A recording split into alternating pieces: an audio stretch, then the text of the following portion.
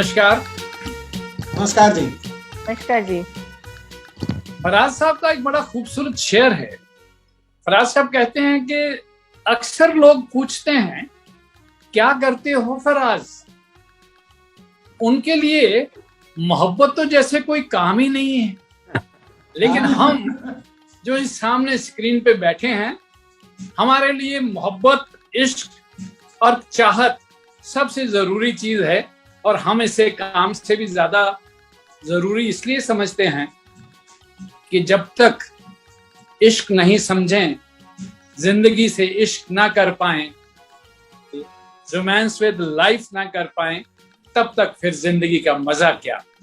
तो आज जिंदगी के मजा लेने वाले शख्स देवानंद साहब, आज तक जिनको लोग इस प्रकार से याद करते हैं कि जैसे वो कहते हैं ना कि नाम ही काफी है, तो देव साहब का तो नाम ही काफी है। और शक्ल दिख जाए, आवाज सुन जाए, डायलॉग डिलीवरी मिल जाए, तो फिर तो झूम उठते हैं दीवाने। तो आज सारे दीवाने एक एक करके अपने मिलते हैं सबसे। अशोक लाल जी दिल्ली से हैं और आप राइटर हैं। अशोक लाल जी, आपका स्वागत है। माइक राणा साहब और उनकी धर्मपत्नी ज्योत्सना जी, आप गुड़गांव से हैं, आपका स्वागत है। और आप ये कहने की जरूरत नहीं कि देव दीवाने हैं, जैसे जैसे अभी अनरोल होगा सारा कुछ तो पता लग जाएगा कि क्या लेवल है इनकी दीवानगी का। तो अपने चौथे हमारे जो पार्टिसिपेंट हैं, किरण कामरा जी। किरण कामरा जी बातें करेंगी तो इंट्रोडक्शन देने की जरूरत नहीं पड़ेगी, इसलिए मैं उनकी बातों पे छोड़ता हूं, कोई इंट्रोड्यूस नहीं करवाता। Welcome Kiran ji. Thank you भैया, थैंक यू सो मच। और आज हम ये शाम जयपुर देव फेस्टिवल की एक शाम, जिसमें दी एवरग्रीन देवानंद सोसाइटी जयपुर की जयपुर फेस्टिवल के रूप में देव साहब के बर्थडे को ही नहीं मना रहे, देव साहब की पूरी लाइफ सेलिब्रेट कर रहे हैं।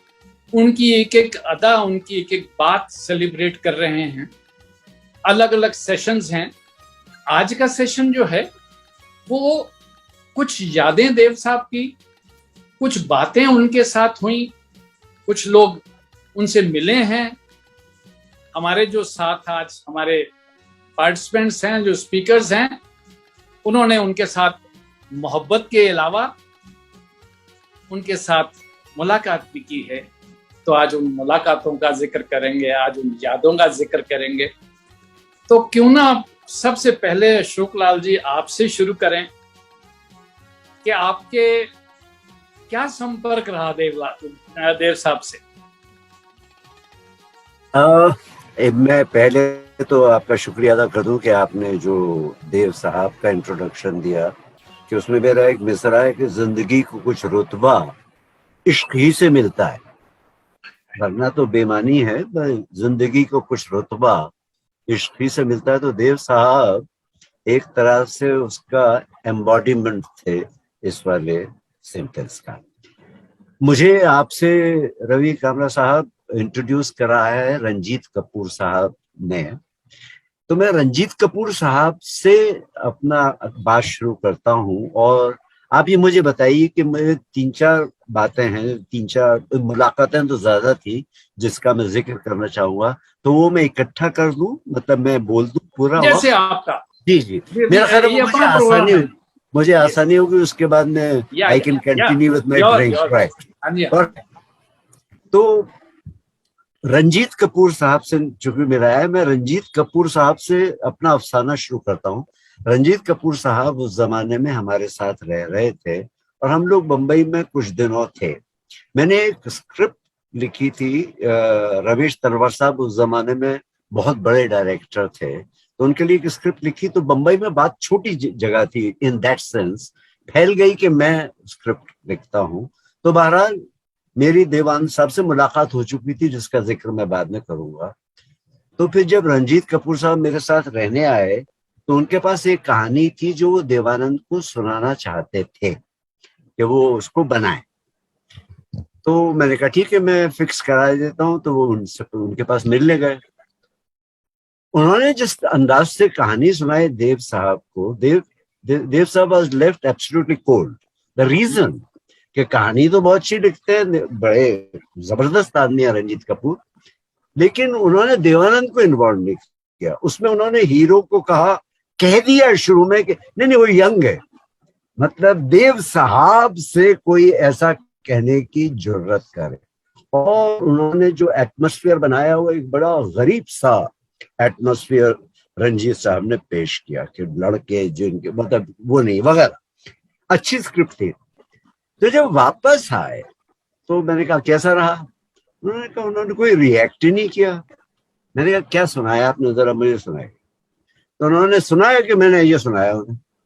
मैंने कहा कि आप देवानंद को सुना रहे हैं तो first thing that you need to do to anybody actually, कि देव साहब कौन है उसमें, उस जो आप कहानी सुना रहे हैं उसमें एक आदमी देव होना चाहिए, पहली बात।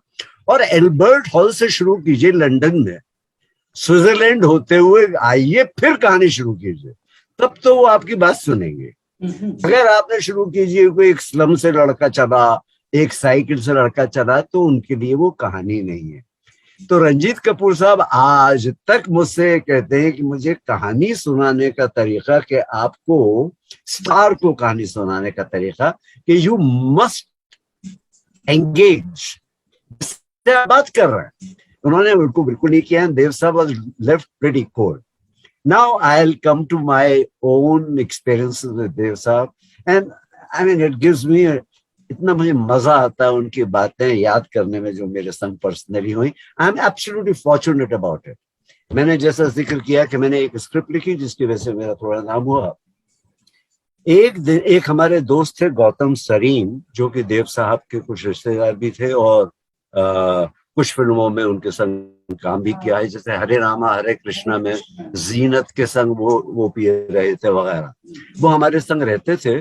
तो लिहाजा उनसे हमारी अच्छी दोस्ती थी। उन्होंने सुन लिया, then I became his claim to fame. मेरे अभी स्टोरी एक्सेप्ट हुई है और बम्बई के कुछ हलकों में मैं जाना चाह रहा हूँ, तो वो मुझे बड़ा शो ऑफ कर रहे थे, मतलब I was the show off to him. तो एक दिन हम दिवाली पे, मैं बच्चों को लेकर छत पे अपने बिल्डिंग के पटाखे बजा रहा था दिवाली की रात को, शायद 1982 और 1981, आई फॉरगेट व्हिच ईयर। तो गौतम सरीन ने मुझसे कहा, अशोक, देव साहब इज हियर। तो I said, Dev who? I mean who the hell is expecting Dev Anand to arrive on Diwali etcetera etcetera. वो जो अपनी अदा से उस पर खड़े हुए थे, अपने उससे अदा से उस पर खड़े हुए थे दरवाजे पे, और कहते, hello Ashok. I couldn't believe this was happening, but this was happening.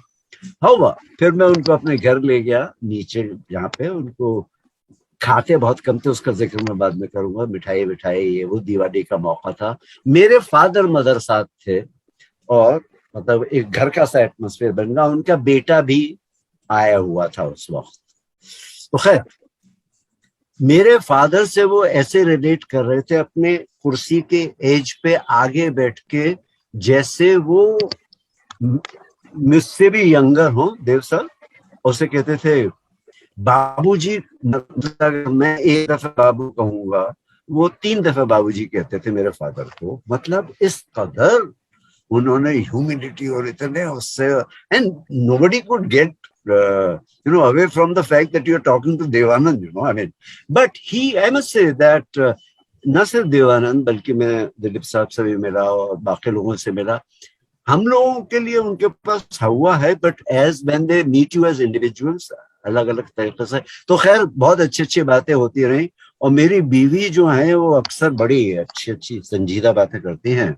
उस जमाने में उन्होंने कहा, यू नो जैसे बम्बई वाली लड़कियां वो बांद्रा वाली अंग्रेजी बोलती है, उन्होंने वो अंग्रेजी लिटरेचर की स्टूडेंट है और लेक्चरर रह चुकी है, तो sophisticated, लेकिन अंग्रेजी का बोल नहीं थी देव साहब के सामने. You know, you came to our house in Shimla. तो मुझे लग रहा था हुआ क्या मेरी को अचानक वगैरह.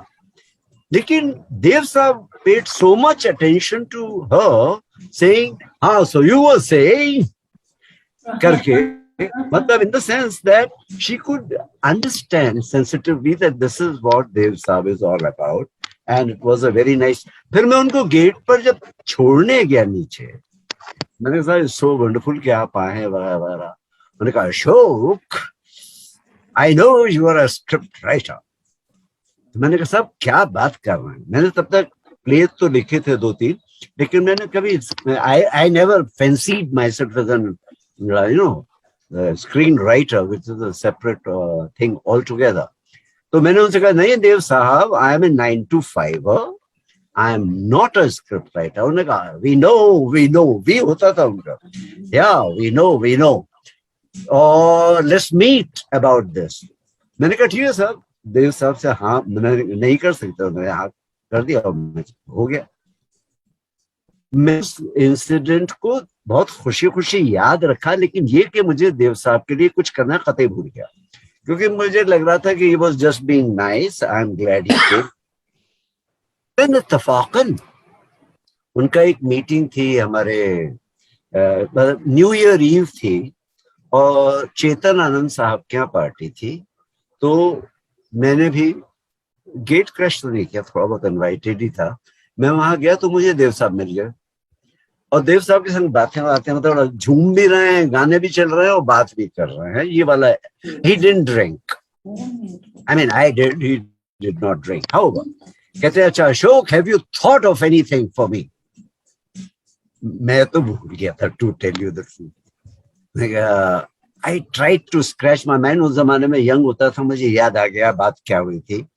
मैंने कहा सर सोच रहा हूँ मैं, I will come back to you. अब इस वक्त मैंने कह दिया क्योंकि नया साल का मौका था, अच्छी बात करनी चाहिए थी, मैंने कर दी. उसके बाद में जब मीटिंग खत्म हो गई और ए वेरी हाई नोट, उसके बाद मैं अपने घर पे वापस आ रहा था स्कूटर पे from Juhu to Santacruz west. तो मैंने कहा भाई देव साहब इतना कह रहे हैं तो कुछ तो सोचो. फिर मैंने कहा कि देवानंद मुझे कौन सी फिल्मों में ज्यादा पसंद आए, तो मुझे लगा एक थोड़ा सस्पेंस होना चाहिए, थोड़ा मर्डर होना चाहिए, और एक जबरदस्त हीरोइन होनी चाहिए वगैरह वगैरह. तो मैंने कहा चलो एक मर्डर करवाते हैं. अब आप कहानी का तरीका सोचिए, सोचने का मुझे शर्म आती है, लेकिन ये सच बात है. तो मैंने कहा एक मर्डर करवाते हैं. अब कहानी अभी शुरू भी नहीं हुई, मर्डर करवाना पहले शुरू हो गया. फिर मैंने कहा एक मर्डर तो सभी करा लेते हैं, हम 2 कराते हैं, 3 करा लेते हैं, 4 करा लेते हैं. And by the time I reached home मैंने तब तक 4 मर्डर्स कंप्लीट कर लिए थे. अब मैंने कहानी जोड़ी उसमें कि उसमें देव साहब कहाँ आएंगे, कौन मर्डर करेगा, क्या होगा. And believe you me, around the fact that Dev Anand has to investigate those 4 murders and there has to be a link between the two. मेरी कहानी बन गई कोई अगले आधा घंटे में, पूरी कहानी तैयार. लेकिन मैं तब तक थोड़ा बंबई में रह चुका था, तो मैं सीख गया था कि देव साहब मुझसे फिर से कहेंगे तभी जाऊंगा मैं. और दूसरी बात मैं ये बता दूंगा कि इसमें देवानंद कौन है और बड़ा लोग होना चाहिए उसमें. हेमा मालिनी कौन है, रेखा कौन है, बड़ी लंबी कास्ट थी, मेरा क्या जाता है. हेमा मालिनी थी, रेखा, प्रेम चोपड़ा, कुलभूषण खरबंदा, लेकिन सबको मैंने नाम से रखा. जो गलती रंजीत कपूर साहब ने की थी वो मैंने कतई नहीं की. मैंने एक बिल्कुल फिल्म का सिनेरियो बनाया, उसमें 2-3 डायलॉग्स बनाए. उसके बाद उनका एक दिन फिर बुलावा आया कि कुछ किया, you said you were doing something. तो मैं उनके घर गया और मैंने उनको वो कहानी सुनाई. मैंने ऐसी कहानी सुनते हुए आदमी नहीं देखा. वो मेरे जैसे मैं कुर्सी पे बैठा था तो मेरे बिल्कुल जैसे टॉप पे मेरे आ गए. मैं यहाँ नीचे बैठा हूँ और वो ऊपर आ गए. अशोक, ये देव ने कहा कि ये प्रेम ने कहा. मतलब ही गॉट सो इन्वॉल्व्ड. और अभी तो कोई खास कहानी सुनी थी, मगर his involvement and he thought no end. Of the story itself. उन्हें कहा फिर चलो लोनावाला चलते हैं, ये फलाना उस तरह की बातें जो बम्बई की आम बातें हैं वो शुरू हुई बहरहाल। अच्छा, उसके बाद उसी जमाने में जब मैं कहानी सुना रहा था कुछ उनकी एक, उन्होंने एक्चुअली बहुत फॉरगेटेबल फिल्म्स बनाई आफ्टर देश परदेश, पर्टिकुलरली इधर उधर की। तो उन्होंने एक फिल्म बनाई थी स्वामी दादा है किस्म की चीज। तो उस दिन मैं उनसे मिला जिस दिन स्वामी दादा डिक्लेयर हो गई थी दूसरे दिन कि बिल्कुल फेल है, मतलब इट्स अ फ्लॉप। तो मैं गया, मुझे लगा था कि कुछ वो मरसिया वर्सिया पढ़ना पड़ेगा, कुछ अफसोस की बातें होंगी कि फिल्म फ्लॉप हो गई वगैरह। I went there and surprisingly Dev साहब was the same spirited man. घर पे थे उस दिन, वो मैं पहली दफे उनके जुहू के घर पे मिल रहा था और वो आराम से लेटे हुए बातें कर रहे थे, बड़ा मजा आ रहा था। फिर अचानक उन्होंने एक लड़की जिसका नाम है नताशा, जो उनके संग आनंद और आनंद में उनके बेटे सुनील की हीरोइन थी, उसके उन्होंने क्लोजअप्स वगैरह लिए थे उस दिन या उसके एक दिन पहले। वो सामने लगे हुए थे। अशोक, वो स्वामी दादा जैसे आके चली गई, उन्होंने कभी बनाई नहीं थी। अशोक देखो इसको, इस look at this girl Natasha. मुझे नताशा ठीक लग रही थी, मतलब कोई खास नहीं लग रही थी। मुझे उनका बेटा बहुत अच्छा लग रहा था, लेकिन वो बेटे पे बिल्कुल ध्यान नहीं दे रहे थे, वो सिर्फ उस लड़की पे ध्यान दे रहे थे कि देखो how good she looks etcetera etcetera, I am casting her in a film and things and I am launching also her as well as my son. मतलब वो इसी लेवल के उन्होंने बताया। Now I was absolutely struck by the fact, I mean this is really remarkable fact कि here is one man जिसकी अभी अभी अभी अभी फिल्म बिल्कुल डिक्लेयर हुई है मेजर फ्लॉप, और वो मुझसे नई फिल्म ऑलरेडी जिसका उन्होंने एक लड़की जो मुझे खास पसंद नहीं आई वो उसका जिक्र कर रहे हैं और किस कदर एक्साइटमेंट में कर रहे हैं। So you learned so much from that man because I have never been able to follow that, but for him this moment was so important. And मैं जिंदगी का साथ निभाता चला गया, हर फिक्र को धुएं में उड़ाता चला गया, जो उनके ऊपर साहिर लुधियानवी ने गाना लिखा था और जयदेव ने संगीत दिया था। वो खूबसूरत गाना तो है, मगर that actually applied to Devanand just about squarely on him. And he disliked talking about, things like, आपने रवि कामले साहब ने शान जताने की कोशिश की, I'm 75. Catch him, he was 20 and odd years older than me, but catch him throwing his age. He would behave as if he was my younger brother. So that is how he was. इसके बाद मेरा transfer हो गया, मुझे एक posting मिली Tokyo में। और ये ध्यान रखिएगा कि पिछली वाली मीटिंग में मैं कहानी सुनाई है देव साहब को और उन्हें पसंद आई है, और उन्होंने लोनावाला चलने की बात कही है, जो एक I have just gone from Delhi, I am discovering Bombay, कि कैसे हाउ थिंग्स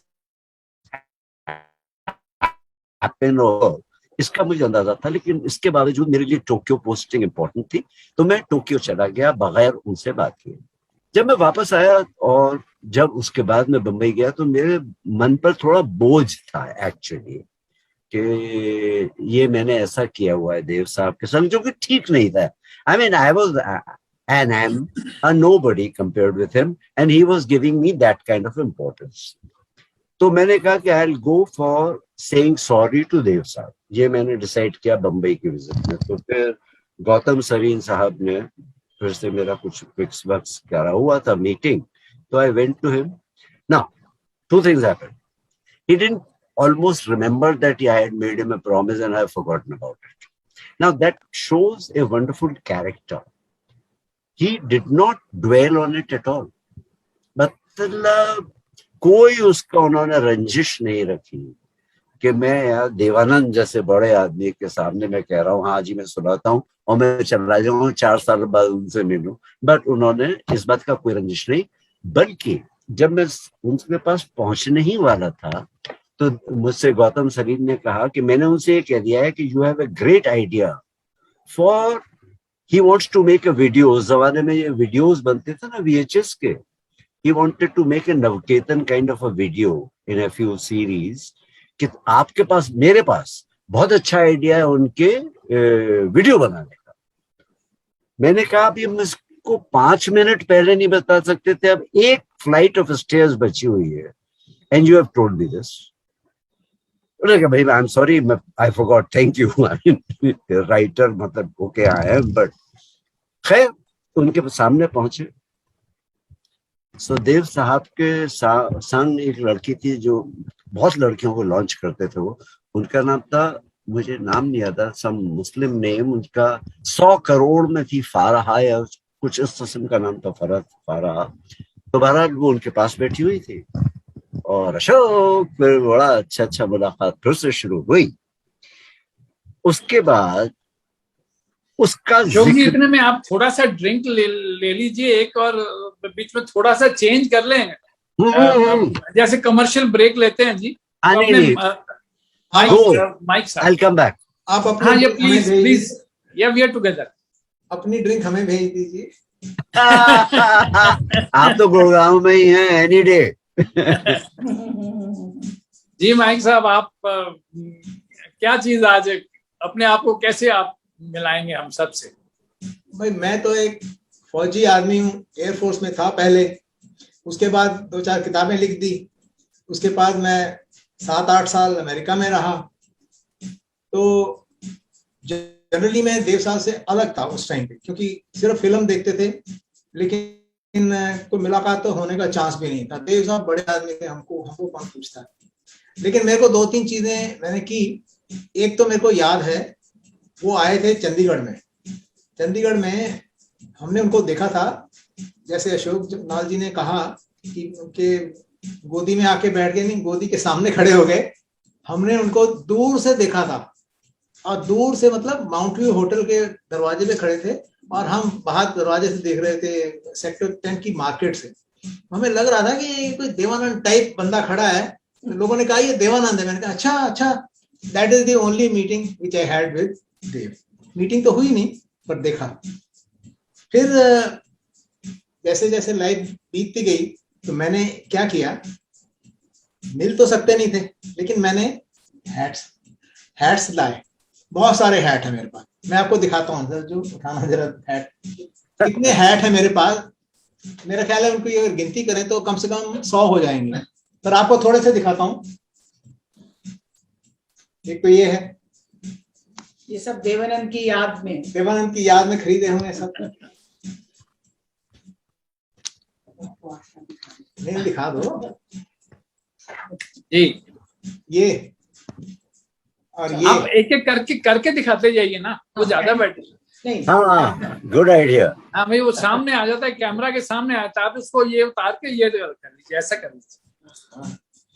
मेरे बाल मेरे हैट के साथ ही उड़ जाते हैं. हाँ. जब मैं हैट कोई दोबारा आते हैं. हाँ, ये शान. क्या बात. ये हुई ना बात.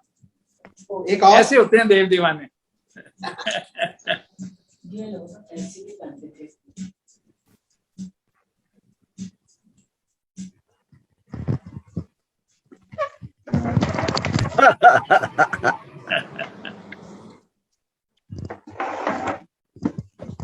आप एक हेड करके पीछे अपनी पोनीटेल भी दिखाइए ना. हाँ, ये thank you so much. Thank you. तो म्यूजिकल माहौल बनाए राणा साहब. हाँ मैं बजाता हूँ आपके लिए. हाँ, इससे पहले एक बात मैं कहना चाहूंगी कि मैं प्लीज देव साहब से तो इतना नहीं मिल पाए. मिले जरूर जिंदगी में 2 बारी. एक तो पर मैं कल्पना कार्तिक जी से मिली. अच्छा. और उनके साथ हमने गुफ्तगू करी करीबन आधा पौना घंटा. वो ऐसे कि चंडीगढ़ में आई थी. उनकी बहन, सगी बहन इरा, वो हमारे घर के सामने ही रहती थी. तो पता चला कि वो आ रही है कल्पना जी. तो उनकी बेटी हमारी फ्रेंड थी, तो हम सबको बुला लिया. हमें कमरे में बिठाया. आ रही है. वो बिल्कुल हीरोइन की तरह एकदम सजे धजी, beautiful lady. She came because it was a duplex house. वो सीढ़ियां उतर के आई and we talked to her, but she hardly spoke. You know, we were the one who were asking her about her movies, and they were Dev Saab, and she said, yeah, nice, yeah, okay, yeah, like that only. She was not much of a, you know, conversation में ज़्यादा indulge नहीं हो रही थी, but very charming, very, very courteous lady. And Devanand को भी हमने ऐसे देव साहब को देखा और एक शादी में देखा, and just he came, he congratulated the couple and he said, bye, everybody should be happy, that's it, bye bye. So we were so nonplussed कि वो आए भी, बैठे भी और चले भी गए, बस पता भी नहीं चला. So हम एक गाना पेश करते हैं आपके सामने, जो हमें कि हर गाना उनकी मूवी का पसंद आता है, हर पिक्चर में हर गाना. तो ये हाँ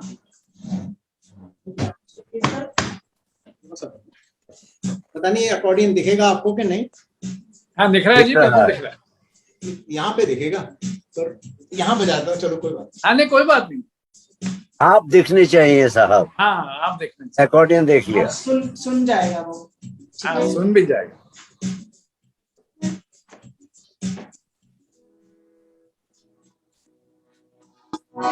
आ रही है आवाज? बिल्कुल.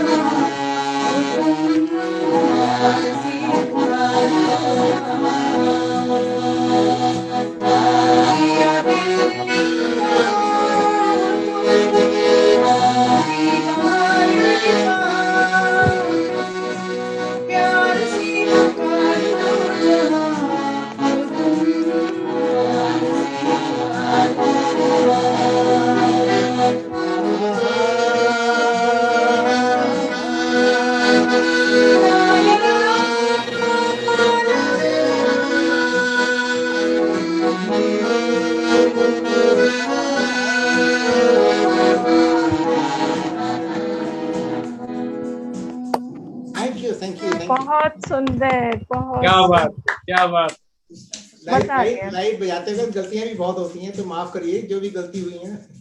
अरे कमाल है, मजा आ गया। हम तो ये कहने वाले थे कि अब जब नेक्स्ट टाइम किसी पार्टी में आप रखे हैं हाँ। तो उस पार्टी का जरा इनविटेशन भेजिएगा हमें, जी जरूर, आप और मैं आएंगे, अशोक हम लाल तो जी और किरण जी तीनों आएंगे। जी जी बिल्कुल। हम करते रहते हैं पार्टीज, और आपको हम जरूर बुलाएंगे, आप आए जरूर।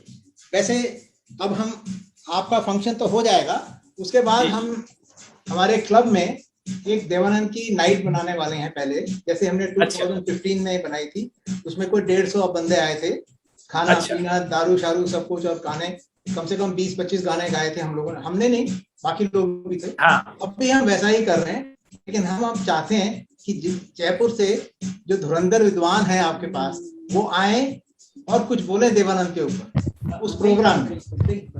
ठीक है, हमारे गोविंद शर्मा जी को लेके आएंगे जी, अगर उनके पास वो मान गए तो, क्योंकि विद्वान तो वही हैं, हम तो सिर्फ फैन हैं। देखिए जी, तो फैन भी हमारे चाहिए ना, अंदर मैटर सुनने नहीं वाले है, भी तो चाहिए। कंटेंट नहीं है। सुनने वाले भी चाहिए ना। फैंस तो हमें चाहिए, हमें इश्क करना आता है। वही तो चाहिए, वही तो चाहिए। यही तो मेरे बहुत को जरूरी है। मेरे को आपको आपने आपको जी। इश्क करने के लिए हम यहाँ ऑब्जेक्ट प्रोवाइड करेंगे। क्या बात है। आपने अभी चंडीगढ़ की बात कर रहे थे, तो मैं भी चंडीगढ़ पढ़ा हुआ हूँ जी। तो चंडीगढ़ में एक दोस्त ने, ऐसी पार्टी की बात भी हो रही है, तो पार्टी में कोई कव्वाली गाने वाले बुलाए हुए थे। तो जैसे ही लोग थोड़ा सा कव्वाली जब सुनते हैं तो सेट होके बैठते हैं पूरा, और उसके बाद कव्वाल ने जैसे ही वो शुरू किया तो उसने सबसे पहली एक बड़ी सुंदर बात कही। उधर इधर उधर देख के उन्होंने कहा, भी देखो जी, अगर आप सब पीते हैं, आप सब पीते हैं तो अच्छी बात है।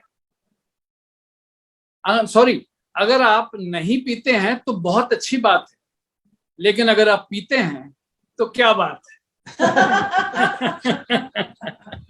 तो हम क्या बात वालों में नहीं आते, लेकिन फिर भी पूरी निभाते जरूर हैं।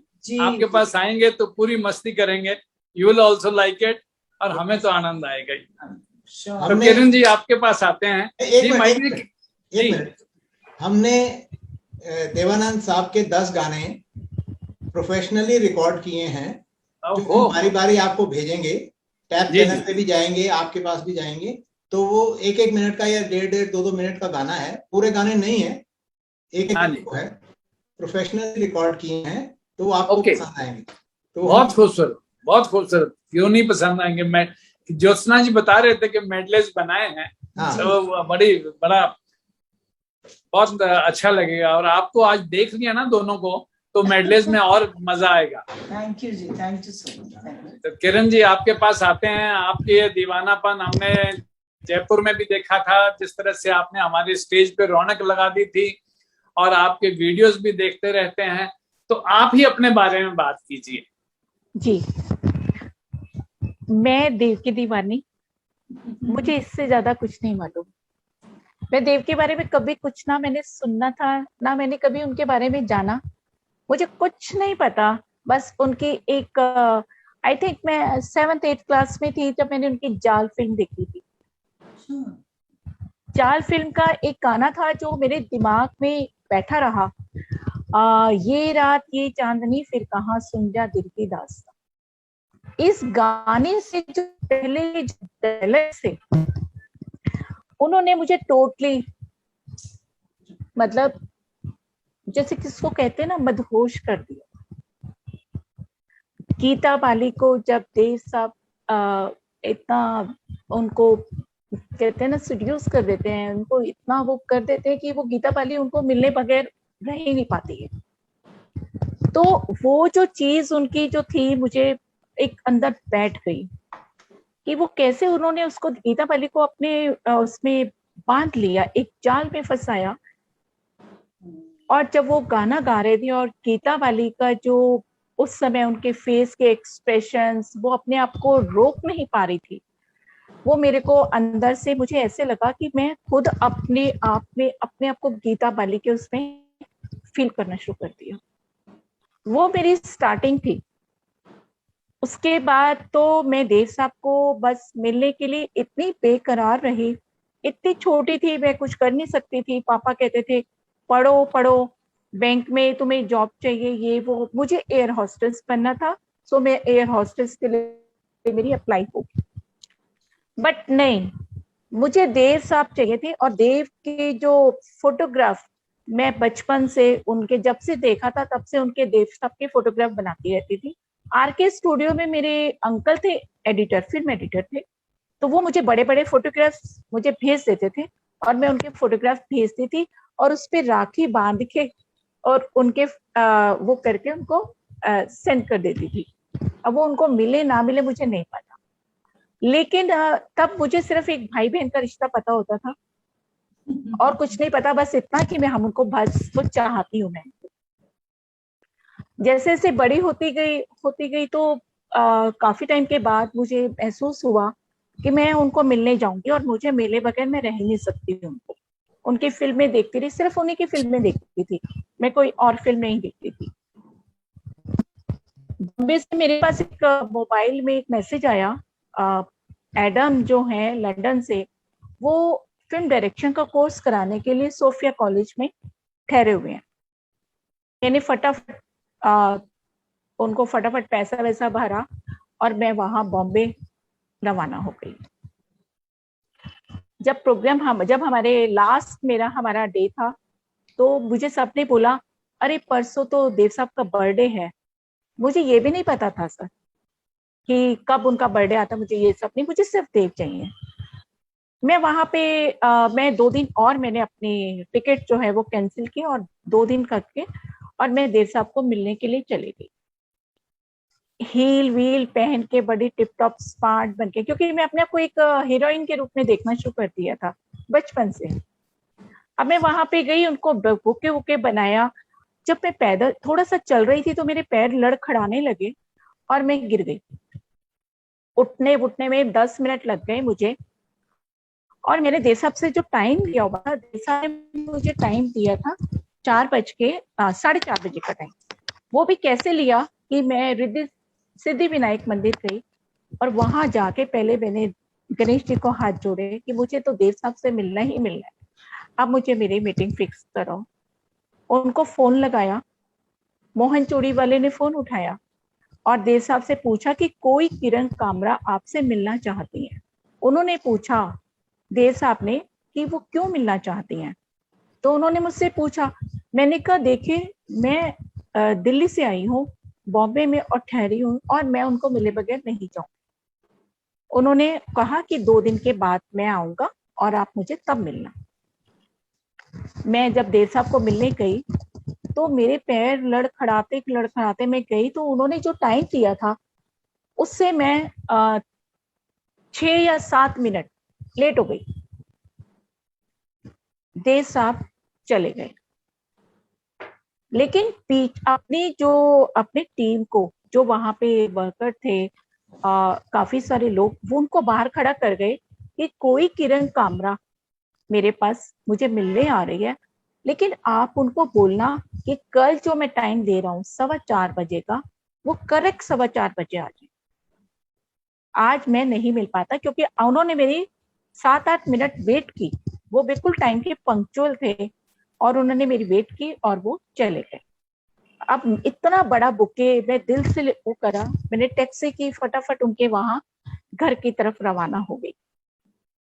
वहां जाके मैंने उनको बोला गेटमैन को कि ये मैं देव साहब को मेरे को देना है।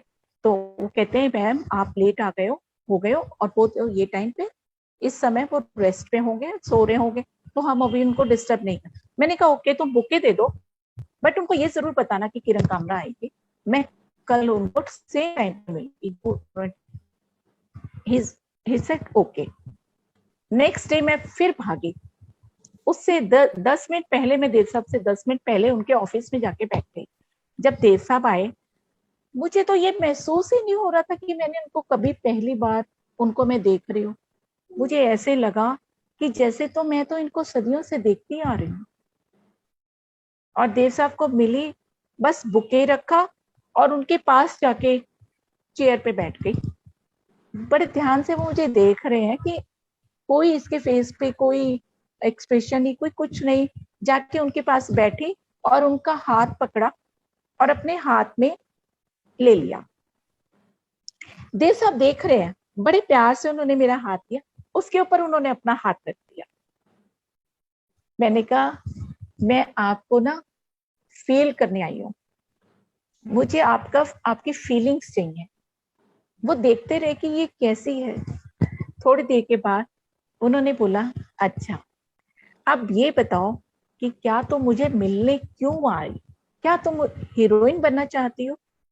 मैंने कहा नहीं, मैं उस समय भी नहीं चाहती थी कि मुझे हीरोइन बनना है, मुझे आपसे मिलना, मैं आपको बहुत प्यार करती हूँ।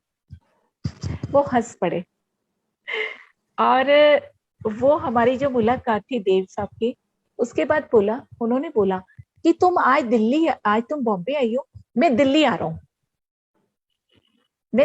रहा हूँ और दिल्ली आके मैं तुमको मिलूंगा।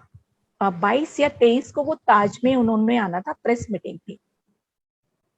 मैंने कहा ठीक है, मैं वहां पे भी आपके पास आऊंगी, और मैं वहां पे भी उनको मिलकर आई हूँ।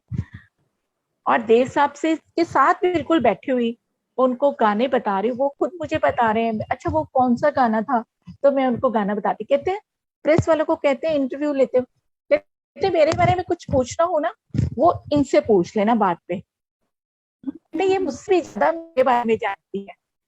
और उसके बाद में एवरी ईयर मैं देव साहब को मिलने हर मतलब साल में 1 या 2 बार मैं जरूर जाती थी।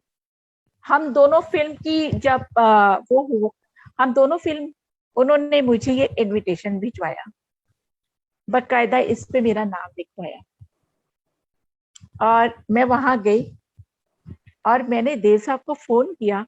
वो कहते हैं मैं आज 4 बजे आया हूँ। मैं कहा देव साहब, मैं किरण, मैं आ गई, होटल में पहुंच गई हूँ। कहते कोई बात नहीं, शाम को मेरे को मिलना। मैंने कहा ठीक है। शाम को फिर मैं मिली, देव साहब मेरी पिछली सीट पे कॉर्नर में बैठे हुए थे। मतलब ऐसा नहीं था कि वो होस्ट हैं, वो आगे बैठे, उनके अंदर ऐसा कुछ भी नहीं था, बिल्कुल आम जैसे सारे फिल्म स्टार बैठे हुए थे, उनके बीच में मैं बैठी हुई थी, देव साहब पीछे बैठे हुए थे। मतलब कोई उनके अंदर कुछ ऐसा नहीं था कि भाई जिससे हमें ये लगे ये देव साहब है। और बस अब मैं उनके बारे में आपको क्या बोलूं, बट जब उनको देखती हूँ तो रोम रोम इतना मदहोश हो जाता है। एक गाना था ना वो वाला नील कमल फिल्म का, आजा तुझको पुकारे मेरा प्यार, एक ये गाना और एक वो गाना ये रात की चांदनी फिर कहाँ। ये 2 गाने मुझे ऐसे मदहोश करते हैं, मुझे पता नहीं लगता था उस समय। रात को 12 बजे जब ये गाने आते थे, मुझे ऐसे लगता था मैं पर्दे से निकल के मैं भाग जाऊंगी। मैं अपने आप को बहुत कैद करके रखा और ऐसे ही बड़ी होती गई। और मुझे आज भी नहीं लगता देव साहब हैं या नहीं है, हम उनके दीवाने ऐसे ही रहेंगे। Thank you Kiran ji. हम यहाँ पर आपसे विदा इसलिए ले रहे हैं कि अगर मान लो ज्योत्सना जी ने ये गाना शुरू कर दिया, ये रात ये चांदनी, तो फिर आप दीवानी हो जाएंगी, तो इसलिए हम रुक रहे हैं। ये गाना बहुत सुंदर गाना है। ये जो गाना है ये हमने रिकॉर्ड किया है और उसमें आपको दिखाएंगे कल। ओके, क्या बात है। थोड़ा सा मैंने भी ये गाया है गाना, वो भी मैं भेजूंगी। और हाँ जी, थैंक यू सो मच। आपने हम लोगों को इतना ये जो मौका दिया है ना, मतलब ये मेरे दिल में ना इतनी मतलब एक खुशी की लहर जैसे दौड़ते हैं ना, रोम रोम मतलब खुशी से मचल जाते हैं। हम सोसाइटी वाले ऐसा मान रहे हैं जी कि ये मौका हमने आपसे लिया है, तो इसलिए आपका बहुत बहुत धन्यवाद है। लेकिन अशोक जी की बात पूरी सुनेंगे। मेरे बड़ी जो है ना अशोक जी के साथ बड़ी ये जो रंजीत कपूर साहब की बात कर रहे थे, रंजीत कपूर साहब की थोड़ी सी बता दूं कि रेफरेंस हम उनको अनु कपूर जी के बड़े भाई हैं जी वो। जी 9 साल बड़े हैं अनु कपूर, 9 साल बड़े हैं, और रियल ब्रदर्स। ओके। तो मैं इसलिए थोड़ा सा बताने के लिए रंजीत कपूर साहब कौन है। जी अशोक जी, आपकी बात बीच में मैंने ये कि मेरा ख्याल है कि अनु कपूर रंजीत कपूर के भाई हैं, रंजीत कपूर अन्नू कपूर के भाई नहीं है, क्योंकि उनकी जो न ये बहुत इम्पोर्टेंट बात है कि जो अन्नू कपूर करते हैं वो मेरे भी छोटे भाई की तरह रहे हैं। वो एक कंपैरेटिवली वो एक्टर आए गए वाले हैं, लेकिन जो रंजीत कपूर का थिएटर के आदमी है रंजीत कपूर, वो बहुत बड़ा नाम है। Ranjit Kapoor as a theatre person is a very big name, और आई एम वेरी हैप्पी कि वो मेरे दोस्त हैं। और अपने कस्म के लोग हैं कि आप उनसे बहुत वफाएं एक्सपेक्ट कर रहे हैं, मत करिए। अगर आप इस किस्म का काम कर रहे हैं तो मत करिए, लेकिन वो it is such a great pleasure. तो इसीलिए मैंने बात रंजीत कपूर से शुरू की, क्योंकि रवि साहब आप और मेरे आपने मुझे कांटेक्ट किया उनके मार्फत, उनके थ्रू। हाँ जी, हाँ। इसीलिए मैंने कहा कि मैं वहीं से बात शुरू करता हूँ। Thank you so much, thank you. इतनी ग्रेटिट्यूड तो होनी चाहिए। तो आप अपनी बात पूरी कर लीजिए जी अशोक जी। अच्छा, थोड़ा सा मैं इसमें थोड़ा ये जो गानों का सिलसिला है इससे थोड़ा इम्प्रेस हो गया हूँ। हमने साहब एक फेसबुक पर एक पेज शुरू किया था, मैं आप सबसे रिक्वेस्ट करूंगा देखिएगा। अब बहुत दिनों से we are not following it up because it used to take a lot of time. उसका नाम है तारीफ करूं क्या इनकी। अच्छा, तो पिछली 27 सितंबर को हमने देव साहब की बर्थडे मनाई थी।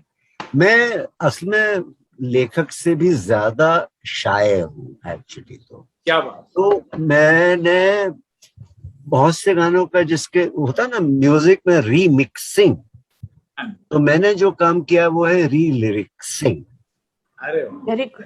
As a tribute. मैं कोई नकल नहीं कर रहा। अब मुझे वो जो गाने हैं जिनके मैं री लिरिक्स करता हूँ वो मेरे फेवरेट गाने। तो मैं आपको एक गाना गा के सुनाऊंगा। क्या बात। हमारा ज्योत्सना जी, अगर मैं इधर उधर भटक जाऊं तो आप मुझे जी, माफ कर बिल्कुल, देंगी।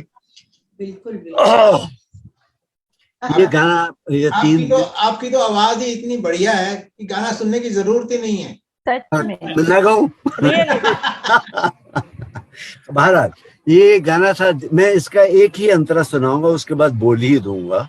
ठीक। इसका फिल्म थी तीन देवियां, जिसमें बहुत ही स्पेक्टेक्युलर म्यूजिक था साहब। तीन देवियां का एक एक गाना है, ऐसे तो ना देखो, ख्वाब हो तुम या कोई हकीकत वगैरह, हर गाना उसका लिखा है तेरी आंखों में किसका अफसाना। लेकिन जो गाना मुझे खास तौर से पसंद था वो था कि कहीं बेख्याल होकर यस यूं ही छू लिया किसी ने। तो मैंने जो री लिरिक्स किया है मजरू साहब का गाना, जो कि मेरे बड़े फेवरेट लिरिसिस्ट रहे हैं जी, और एस डी बर्मन साहब, मैं वो गा के सुनाता हूँ। कहीं बेख्याल होकर यूं ही छू लिया किसी ने, कहीं बेख्याल होकर यूं ही छू लिया किसी ने, नई लय में आज फिर के मेरी ख्वाबगाह के सीने, कहीं पे ख्याल होकर। दूसरा मिसरा बहरहाल री लिरिक्स मिसरा था। नई लय में आज के मेरी ख्वाबगाह किसी ने, एक अजीब लम्स था वो, लम्स माने छुअन, लम्स माने टच। एक अजीब जो उठा गया है दिल में, एक अजीब लम्स था वो जो उठा गया है दिल में, नई आरज़ू के तूफान, नए जोश के सफीने, कहीं ख्याल होकर। अब मैं आपको उसके गा के नहीं वैसे सुनाता हूँ। ये नियाजो नाज के काफिले हुए गामजन नई राह पर। नियाज माने मतलब फॉलोइंग और ध्यान देना, और नाज नाज नाज का जो मानने वाला तो न्याज। ये नियाजो नाज के काफिले हुए गामजन, एक ही राह पर हुए गामजन नई राह पर। नए वलवले, नए सिलसिले, नए जुस्तजू के करीने, कहीं बेख्याल होकर यूं ही छू दिया किसी ने। आखिरी इसका अंतरा है कि किसी तरह दिल नहीं मानता कि वो इत्तेफाक की बात थी। किरण जी, किसी तरह दिल नहीं मानता कि वो इत्तेफाक की बात थी कि थी जुगनियों की झलक जिसे किया जज्ब रोशनी ने। वो फ्लिकर किया, लेकिन जो ये रोशनी मुझे पूरी दिखाई दे रही है उसमें वो झलकता है, कहीं बेख्याल होकर यूं ही छू लिया किसी। क्या बात क्या है। मैंने कहा ये मैं आपका म्यूजिकल उसमें ऐड करता हूँ। मैं नहीं। बहुत मुख्तसर में जो आखिरी किस्सा है देव साहब का, वो शायद मेरी आखिरी मुलाकात थी, but I can't recall now. तो साहब मैं उनके घर पहुंचा और वो उनके पास बैठे हुए थे 100 करोड़ की हीरोइन। एक मिनट, ये जो गाना आपने अभी गाया है, ये जो बताया है, इसकी ठीक है। वर्डिंग हमें भेज दीजिए ताकि ठीक। दूसरा उसको गा सकें। आप एक काम करें सर, हाँ। कि मेरा ये जो फेसबुक पेज बताया तारीफ करूं क्या उसमें है, ये इनकी, उसमें है। नहीं मैं कहना चाह रहा हूँ, उसमें देवानंद साहब की जब मैंने बर्थडे मनाई थी तो मेरे छोटा भाई आलोक हैं जिन्होंने उस दिन 2 गाने गाए थे, जो री-लिरिक्स मैंने किए थे। एक तो ये वाला और एक दूसरा था हम बेखुदी में तुमको पुकारे चले गए, which I absolutely am an adore. ये वाला भी गाना मुझे बहुत पसंद है।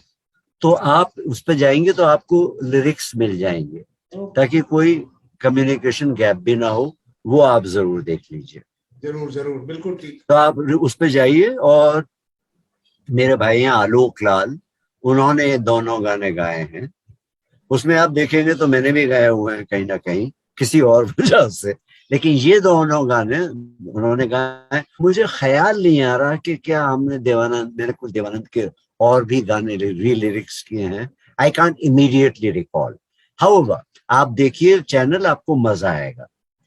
तो साहब मैं ये बता रहा था कि जब हम पहुंचे देव साहब के उसमें, तो ये मलाल के मैं देव साहब जैसे बड़े आदमी के सामने अदना सा आदमी चला गया था एक वादा खिलाफी के, तो मुझे कोई सॉरी कहने की जरूरत इसलिए नहीं कि वो तो उसी जोशो खरोश से मिलते हैं जैसे कि अभी तो गए थे तो कैसे हो। And Ashok was the name he never forgot for even a second. He just continued as if हम कहीं भी मिलते थे तो अशोक से शुरू करते थे वो। तो इसका मतलब ये बहुत बड़ी बात होती है। ये मेरे संग 2-3 लोगों का और भी बड़ा लक रहा है, लेकिन उनके संग खास तौर से था। बहरहाल तो उनके पास वो बैठी हुई थी, तो इधर उधर की 1 आध मिनट बात हुई, कैसे हैं, जापान कैसा रहा, वगैरह वगैरह, ये बात खत्म हुई। उसके बाद उन्होंने कहा, उस दिन बड़ा इंटरेस्टिंग दो बातें हुई हैं। तो उसमें उन्होंने कहा कि हाँ तो अशोक, मैं इससे पहले कि you tell me what you have for me, वो जो वीडियो का आइडिया था which I have not yet made, but वो कह रहे हैं कि हाँ उससे पहले I want to tell you something, I want to make Guide too. अब ये तो एक स्प्रिंग सरप्राइज कि मैं I want to make Guide too, and I loved him in Guide. I consider it as his best film anyway. तो अब वो guide में तो मर गए थे आखिर में जो वो था, फिर वो as if he read my thought, उन्होंने कहा हाँ the problem is he died. तो मैं अभी भी आई एम जस्ट होश में आ रहा हूँ कि मुझसे बात मैंने अभी कुछ सोचूं भी कि क्या कहूँ, नेक्स्ट पे चले गए। He was like that. So he said कि और ये मुझे पुनर्जन्म वाली कहानियां पसंद नहीं वगैरह। तो मैंने कहा देव साहब आपने बहुत एक बड़ा सवाल किया है, इसके लिए नॉर्मली तो I think on my feet, but here I'll require a little time because this is true, this thing. I would like you to come back from space. जो मैंने उनको शिक्षा दी थी हमारे रंजीत कपूर साहब को कि भाई उनको छोटी मोटी बात मत बताइएगा, he will not be interested. मैंने कहा साहब all I can see is a spaceship, क्या आप स्पेसशिप में अपने वो जो चमकने सूट होते हैं उसमें आप लैंड करते हैं इंडिया में, and you turn out to be the same. Dev Anand, ये मेरा पहला सीन है सर। उसके बाद मैं आपको बाद में बताऊंगा, लेकिन that was suppose to be the last meeting. उसके बाद उनकी तबीयत खराब हो गई, वो लंदन चले गए, वो अलग बात है। अच्छा, अब आई कम टू द थिंग कि मैंने उन्होंने जो वीडियो बनाने के बाद कि हाँ now tell me what you have for us. The fact of the matter is कि I had not thought of anything. मैंने शुरू किया, जो ये राइटर लोग थोड़ी बातें बना लेते हैं इस पसंद की। मैंने कहा देखिए साहब, मैं देवानंद का फैन हूं और मैं देवानंद को सिर्फ और सिर्फ स्टार के तरीके से देखना चाहता हूं। मुझे देवानंद जो आप मुझसे कह रहे हैं कि चल के हम उसको खुद लिखेंगे स्क्रिप्ट को, वो नहीं, मैं लिखूंगा स्क्रिप्ट, क्योंकि आपको नहीं मालूम कि आप कितने बड़े स्टार हैं, मुझे मालूम है। तो आपके बारे में होगा, आपसे बात भी करूंगा, लेकिन आप नहीं कहेंगे कि आप क्यों स्टार है, वो मुझे मालूम है, आपको नहीं मालूम है सर। और देखिए, मैं I like be to be frank, I told Dev sahab that we are not interested in Dev the man. I am interested personally, but that's a separate point. But as an audience, I am not interested in Dev the man. I am interested in Dev the star. तो वो अपनी वो लड़की की तरफ आंखों में बहुत देर तक झांकते रहे, कहते हैं Ashok is right, who wants to know who Dev is. ये इमोशनल एक मोमेंट उन्होंने लगा दिया।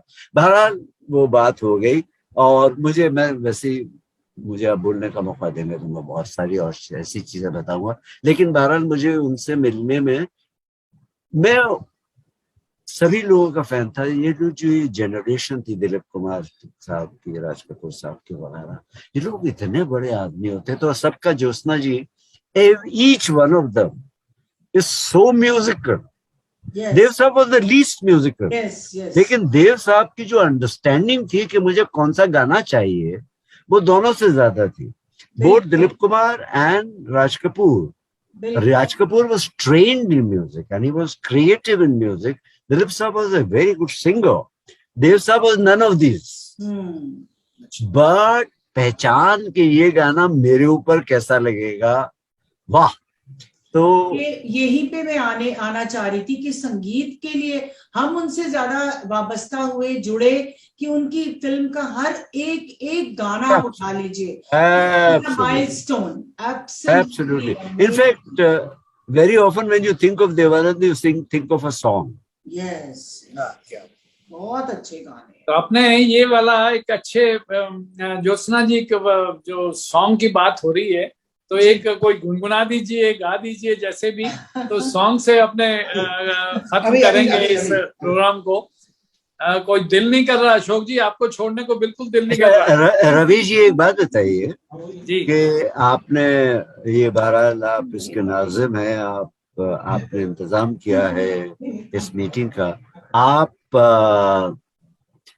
भी कुछ बताइए ना देव साहब के बारे में, अपना खुद का तजर्बा। अच्छा, हम इतने में हम गा लेते, क्योंकि हमारी वो प्लीज का वो हो गया। उसके बाद रवि जी से जरूर सुनेंगे हम। गुस्ताखी माफ हो। अरे नहीं, हाँ जी, पर मैं गाऊंगी वही कहीं बेख्याल हो के। ठीक है जी, ऐसा ना करें वैसे, लेकिन गाइए। वैसे नहीं, जैसे लिखा गया वैसे गाओ।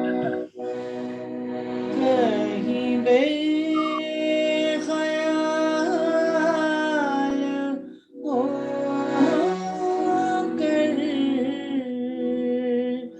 यूं ही छू लिया किसी ने, कहीं बेख्याल होकर यूं ही छू लिया किसी ने, कई ख्वाब देख डाले वहाँ मेरी बेखुदी ने, कई बेख्याल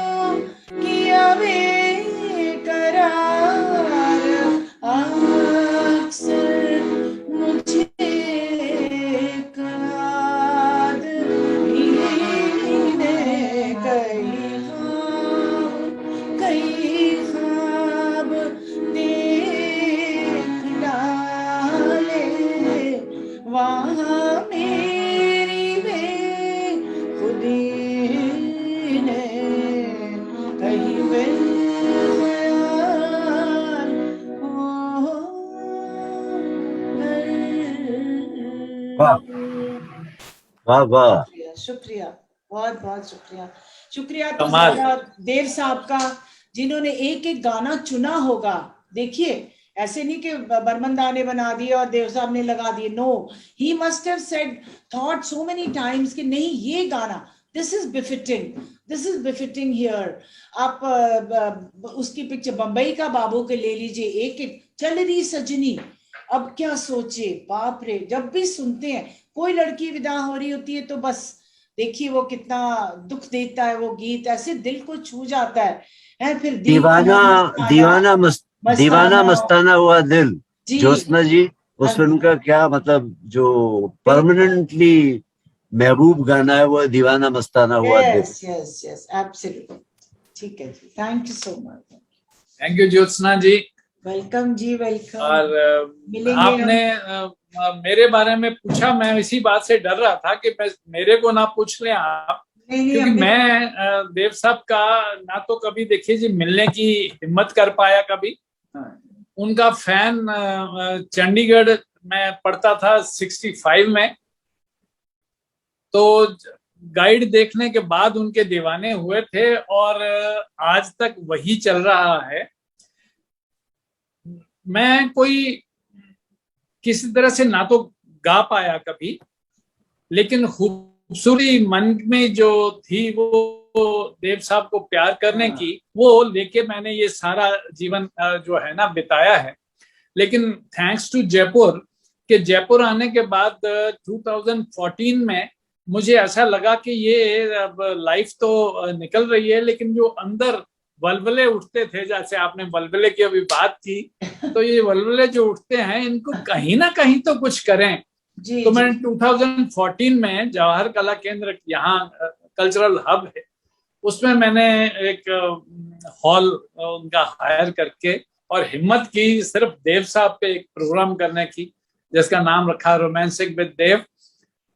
तो मुझे नहीं मालूम था कि कोई उसे देखने आएगा कि नहीं आएगा। ये सत्यजीत जी जो हमारे डायरेक्टर हैं, इन्होंने मतलब इतनी शानदार एवी बनाई और शानदार मैं उसको वीव कर पाया सारे प्रोग्राम को, कि लोग अंत तक नहीं उठे। और वो 214 सीट्स का हॉल जो है, वो 214 सीट्स पूरी भरी हुई थी और साइड में लोग खड़े थे। और मैं मतलब बिल्कुल अभिभूत हो गया, भी ये हो क्या रहा है, मैंने ऐसा क्या कर दिया जो ये लोग। तो फिर बाद में लोग जो जुड़ते गए, पता लगता गया। और मैं इस बात के लिए बहुत धन्यवाद करता हूँ हमारी सोसाइटी का, कि सोसाइटी ने ऐसे ऐसे आप जैसे नायाब हीरो को मिला दिया मुझे। नहीं तो अदरवाइज कहाँ मैं मिल सकता था ये अशोक लाल जी से और माइक से और ज्योत्सना जी से, तो ऐसा पॉसिबल नहीं था। लेकिन थैंक्स टू देव साहब, थैंक्स टू आवर सोसाइटी। और मैं बस इतना सा तारुफ है मेरा कि मैं उनको मोहब्बत करता था, कर रहा हूँ और करता रहूंगा। बस इतनी सी मेरी इंट्रोडक्शन। और आज आप सबसे मिलके बहुत अच्छा लगा। एक पूरा प्रोग्राम होना चाहिए अशोक लाल जी के साथ, एक पूरा प्रोग्राम होना चाहिए माइक के साथ, तो वो फिर करेंगे जी। मतलब आपको हम इस तरह से जाने नहीं देंगे। लेकिन आज किरण जी कहाँ चली गई अपनी बात कह के? वो हाँ कहीं किरण जी का मेरे ख्याल को वीडियो की प्रॉब्लम हो गई उनको। हाँ, जी जी। चलिए एक दूसरे से इजाजत लेते हैं, क्योंकि नमस्कार। समय की पाबंदी तो रखनी चाहिए। देव साहब की बातें सुनते रहे कि वो 5-5 मिनट का हिसाब रखते थे। तो आप सबको सैल्यूट है, बहुत बहुत धन्यवाद। उन्हीं का धन्यवाद है, उन्होंने हम सबको मिलाया है। या उन्हीं की वजह से इतने नाइस लोग मिलवा दिए। Thank you sir, good night. Thank you, nice meeting everyone, thank you very much. Thank you Ashok ji, thank you Ravi ji, thank you so much. Thank you.